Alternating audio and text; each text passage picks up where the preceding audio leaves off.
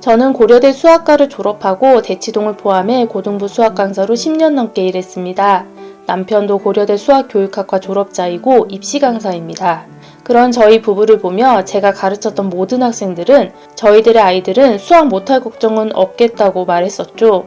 저도 내신 별로 걱정 안 하고 있었을지도 모릅니다.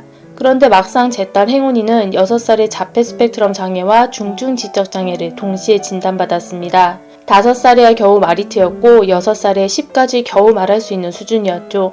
하지만 8살인 지금은 경계선 지능으로 지능이 올라왔고 2학년 과정인 두 자릿수 덧셈 뺄셈도 제법 잘합니다.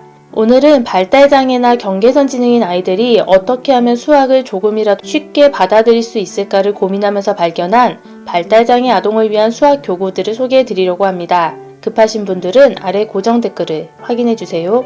구독과 좋아요는 제 영상이 알고리즘을 타고 다른 분들께도 도움을 드릴 수 있는 힘을 만들어줍니다. 미리 감사드려요. 문득 친구가 했던 말이 떠오릅니다. 7살 아들 초등학교 입학 전에 수학을 가르치는데 99번까지는 참을린으로 가르쳤는데 100번째 가르치려니 결국 화가 폭발한다고요. 특히 수학은 대부분의 사람들이 알러지 반응을 보이는 과목이죠. 제가 수학과를 졸업했다고 말하면 100명 중 98명은 수학과요? 수학이요? 그 수학? 이런 반응을 보이시거든요. 보통 사람들의 반응이 이러니 지적장애나 경계선 지능 아이들에겐 수학이 얼마나 어려운 과목이겠어요. 특히나 지적장애 아이들에겐 수인지가 정말 어려운 개념이라고 합니다. 10가지의 덧셈을 해내는 것도 아이들에겐 아주 큰 도약이라는 걸 꼭 알아주셨으면 합니다. 저는 이전 영상에서 일상생활에서 수인지를 알려주는 것을 추구했는데요. 막상 다른 아이들을 가르치다 보니 제가 그 아이들의 일상을 함께 할 순 없더라고요. 그래서 양육자분들께 어떤 방법을 알려드릴 수 있을까를 고민했어요. 아이랑 하루에 5분 정도씩만 교구로 수인지 자극을 반복적으로 주면 양육자도 덜 힘들고 아이도 즐겁게 배울 수 있지 않을까 해서요. 특히 수학을 어려워하는 발달장애나 경계선 지능 아이들은 무조건 시각적인 것을 활용하는 게 효과가 더 좋거든요. 그러다가 제가 수학과에 활용하려고 찾아봤던 수학 교구들 중에서 발달 단계별로 몇 가지 소개해드리려고 합니다. 먼저 1에서 10까지를 인식하지 못하고 색깔에도 어려움을 겪는 아이들을 위한 교구입니다. 이 교구는 제 지인분의 아이가 아직 1에서 10까지도 어려워하지만 색깔 구별도 어려워한다고 해서 찾은 교구예요. 1부터 10까지 아래 보이는 나무 구슬로 채우는 놀이인데요. 나무 구슬이 색깔별로 되어 있어 색깔도 구별하고 수인지도 같이 연습할 수 있습니다. 더불어 나무 구슬을 자석이 달린 막대로 옮겨야 하기 때문에 소근육도 발달시킬 수 있습니다. 윗부분이 투명창으로 막혀 있어서 쏟아질 염려 없고요. 제가 보여드린 건 단순한 원 형태의 모양이지만 다른 모양도 있습니다. 이렇게 공룡 모양도 있고요. 아이스크림 모양이나 다른 모양도 추가로 있습니다. 만약 아이가 색깔인지는 잘해서 1에서 10까지 수인지만 필요하다면 간단하게 주사위를 활용하시는 방법도 있어요. 나오는 수를 처음에는 세지만 나중에는 형태를 보고 바로 5라고 대답할 수 있는 것도 수인지를 높이는 데 큰 도움이 된다고 합니다. 수나 양을 말로 인지할 수 있게 되면 숫자와 함께 말로 연결시켜 주시고요. 다음으로는 아이가 1부터 10까지 수를 인지했다면 덧셈 뺄셈 단계로 넘어가기 위해 중요한 게 바로 모으기와 가르기인데요. 이 모으기와 가르기를 위한 교구를 두 가지 소개해 드릴게요. 첫 번째로 소개해 드릴 이 교구는 빨간 나무볼이 10개 있고요. 0부터 10까지의 숫자와 연산기호가 같이 들어있습니다. 이건 뒤집으면 쏟아지니 뒤집으시면 안 되고요. 예를 들어 10을 가르기 해본다고 할게요. 그럼 10을 이렇게 흔들어서 나누어 담고 10을 흔들어서 나누었더니 왼쪽에는 하나, 둘, 셋, 3이 되고 오른쪽에는 하나, 둘, 셋, 넷, 다섯, 여섯, 일곱, 7이 있구나. 10개를 나누어 담으면 3개와 7개로 나눌 수 있구나. 이런 식으로 설명해 주시면 되는데요. 이걸 뒤집으면 모으기로 사용할 수도 있습니다. 물론 이대로 사용하셔도 괜찮습니다. 모으기는 가르기의 반대 개념이죠. 3개랑 7개를 모았더니 10개가 되었네. 이렇게 설명해 주시면 됩니다. 전 지금 빠르게 보여드리지만 이 과정을 실제로 하실 때 매우 천천히 해주셔야 돼요. 아이가 스스로 셀 수 있게끔 기다려주시는 게 좋습니다. 그런데 아이가 영 관심을 안 보이는 듯 싶으면 좀 더 놀이가 가미된 교구도 있습니다. 바로 이 집 모양 교구인데요. 보시면 나무볼이 색색별로 들어있어요. 총 10개 들어있고요. 이걸 위에서 쏟아주시면 임의로 개수가 나누어지게 되죠. 그리고 나서 가르기로 세어주시면 됩니다. 어린아이들은 주사위만 굴려도 재밌어 하기 때문에 나무볼을 위에서부터 굴려주면 임의성이 있어 재미있어 합니다. 10개를 굴렸더니 몇 개로 나눠졌지? 왼쪽엔 하나, 둘, 셋, 넷, 다섯. 오른쪽에도 하나, 둘, 셋, 넷, 다섯. 이렇게 5개씩 나눌 수 있구나. 10개를 5와 5로 나눌 수 있구나. 이렇게 설명해 주셔도 되고요. 뺄셈으로 확장하시면 10개에서 왼쪽에 5개를 줬더니 오른쪽에 5개가 남네 라고 설명하실 수도 있습니다. 중요한 건 아이가 직접 셀 수 있게 차근차근 세어주세요. 처음엔 5 정도로 시작하시는 것도 좋습니다. 제가 계속 10을 가지고 예를 들어 드리는 건 수학에서 10진법을 쓰기 때문에 10을 만드는 게 굉장히 중요하기 때문인데요. 반대로 모으기 할 때는 한쪽으로 모아주시면 되고요. 이 교구 같은 경우에는 이렇게 직접 사인펜으로 쓸 수 있습니다. 물론 지우기도 가능합니다. 그리고 옆에 숫자가 적혀 있어서 1부터 차근차근 셀 때 아이가 수를 좀 더 편하게 인식할 수 있겠죠. 만약 아이가 1부터 10까지의 수를 잘 인식하고 있다면 이것 전에 소개해드렸던 빨간 나무볼이 있는 교구를 더 추천합니다. 빨간 나무볼을 손으로 일일이 세면서 수감각을 익히게 하시는 것이 전 더 좋을 것 같아요. 그리고 두 교구 모두 부등식도 사용할 수 있는데요. 예를 들어 왼쪽에 6개, 오른쪽에 4개를 넣고 어느 쪽에 빨간 동그라미가 더 많지? 이렇게 양을 비교해 줄 수 있습니다. 지금까지 소개해드린 교구는 발달 느린 아이들이 좀 더 재미있게 접근하는 것에 초점을 맞추었다면 반대로 아이가 ADHD가 있거나 산만한 아이라면 좀 더 단순한 형태로 접근하는 게 나을 수 있습니다. 산만한 아이들은 귀여운 그림이나 알록달록함에 더 마음을 빼앗겨서 정작 수에 관심을 갖지 않을 수도 있으니까요. 그래서 마지막으로 제가 수업할 때 사용했던 교구를 보여드릴게요. 단순하게 생겼죠?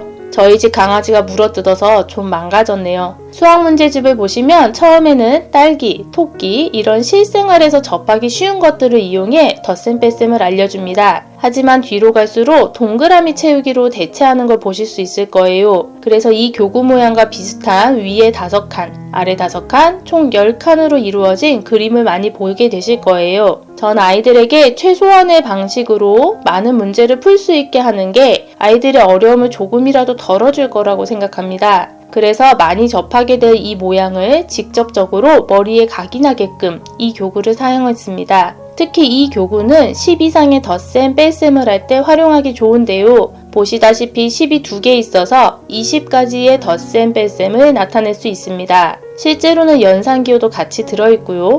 어떻게 설명해야 되는지 방식을 한번 보여드릴게요. 예를 들어 5 더하기 6을 한다고 하면 서로 다른 색으로 5와 6을 나타내주세요. 그 다음 단계가 중요한데요. 6을 더해주는 과정에서 10을 먼저 채워주셔야 해요. 5 다음에 파란색을 옮겨서 6, 7, 8, 9, 10이 되었네. 그리고 몇 개가 더 있지?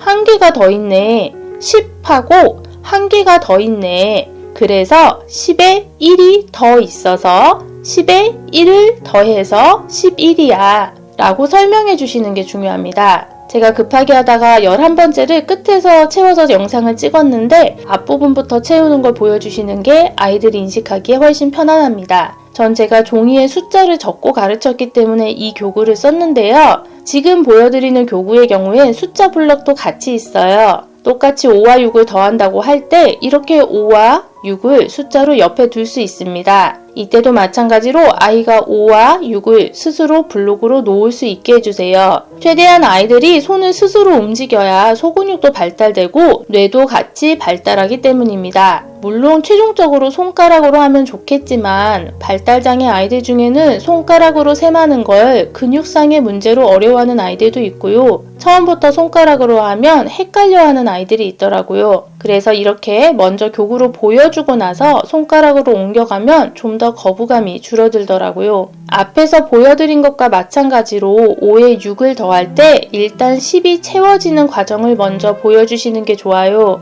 아이들에게 합이 11이 되는 걸 보여주는 것과 15 이상의 수가 되는 걸 보여주는 건 또 다른 문제가 될 수도 있습니다. 더해서 10보다 커지는 수를 알려주려면 무엇보다 10이 되는 짝꿍수를 아는 게 중요한데요. 예를 들어 6의 짝꿍수는 4입니다. 6에 4를 더하면 10이 되기 때문인데요. 이 짝꿍수를 알려주는 방법으로 손가락을 6을 편 후 추가로 손가락을 몇 개 더 펴야 하는지 세어보는 방법이 있는데요. 말씀드린 대로 손가락으로 세어하는 걸 어려워하는 경우도 있어서요. 주어진 교구를 활용하시면 6개의 블럭을 놓고 몇 개를 더 놔야 10이 되지 라는 문제에 대해서 다른 색깔로 4를 채워 10이 되는 걸 시각적으로 보여주시면 됩니다. 물론 제가 말씀드린 과정은 정상 발달 아이들처럼 금방 이루어지지 않습니다. 몇 주가 걸릴 수도 있고 몇 달이 걸릴 수도 있습니다. 하지만 계속 시각적으로 보여주다 보면 아이들은 어느새 그 모양에 익숙해지게 되고 그 모양을 보고 수를 인지할 수 있게 될 거예요. 그렇게 수인지를 높여주시는 게 그냥 학습지로 풀거나 손가락으로 하는 것보다 수학을 조금이라도 더 쉽고 재미있게 받아들일 수 있을 거라고 생각합니다. 그리고 오늘 제가 보여드린 교구들은 모두 테무에서 구매한 건데요. 제가 이전까진 쿠팡에서 구매하실 수 있는 방법으로 추천드렸었죠. 이런 교구들을 템프레임이라고 부르는데 이런 교구가 포함되어 있는 종합 세트 교구는 가격이 매우 비쌉니다. 쿠팡에서 실제로 템프레임이라고 검색해보시면 나오는 교구가 이것과 똑같은 게 없는 경우도 있고 있어도 가격 차이가 많이 나더라고요. 저 교구들이 제 눈엔 효과가 좋아 보이지만 굉장히 오래 쓸 교구는 아니라서 가성비 위주로 추천드렸습니다. 중국산이라 배송이나 안정성에서 처음엔 염려스럽기도 했는데요. 요즘엔 테무가 일주일 내로 배송이 되기도 하고 뒤에 CE 인증이나 UKCA 인증이 되어 있어 저는 크게 거리낌 없이 사용하고 있습니다. 수학 보드게임도 시중에 많이 나와 있지만 수학을 많이 어려워하는 발달장애 아이들이라면 게임의 규칙을 익히는 것 자체가 어려울 수 있어서 교구로 추천드렸어요. 다음 기회에 룰이 간단한 수 배우기 좋은 보드게임도 추천해드릴게요. 10년을 넘게 고등부 수학 강사로 일하면서 제가 우스갯소리로 했던 말이 있어요. 고등학생은 가르치겠는데 초등학생은 못 가르치겠다는 말이었어요. 미지수를 네모라고 두는 것보다 X라고 두는 게 저한텐 더 쉬웠고 말로 설명하는 것보다 방정식을 세우는 게 더 간단하게 느껴졌으니까요. 그랬던 제가 발달장애 딸을 가르치기 위해서 초등수학을 공부하고 있어요. 그리고 딸을 가르치다 보니 다른 발달장애 아이들이 수학교육에 사각지대에 있음을 깨닫게 되었습니다. 제가 제 딸을 보낼 학원이 없어 직접 가르쳤듯이 다른 양육자들도 그러할 테니까요. 하지만 중2 제 머리 못 깎고 학원 원장님이 자기 자식은 다른 학원 보내듯이 자식을 직접 가르치는 일이란 쉽지 않죠. 그런 생각이 들어 몇 달 전부터 느린 아이들의 수학과외를 시작했어요. 하지만 더 많은 아이들을 가르치는 건 아직 역부족이니 오늘 소개해드린 교구들로 느린 아이들이 수를 한 번이라도 더 보고 익힐 수 있었으면 좋겠습니다.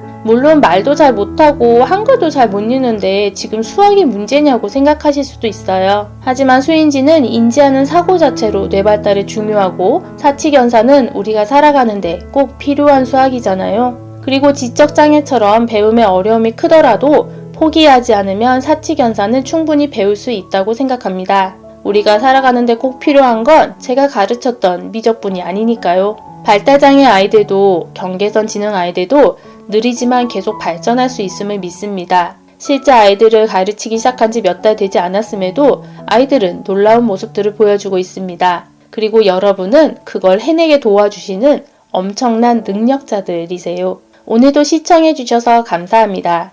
그리고 오늘도 여러분이 또 해내셨어요.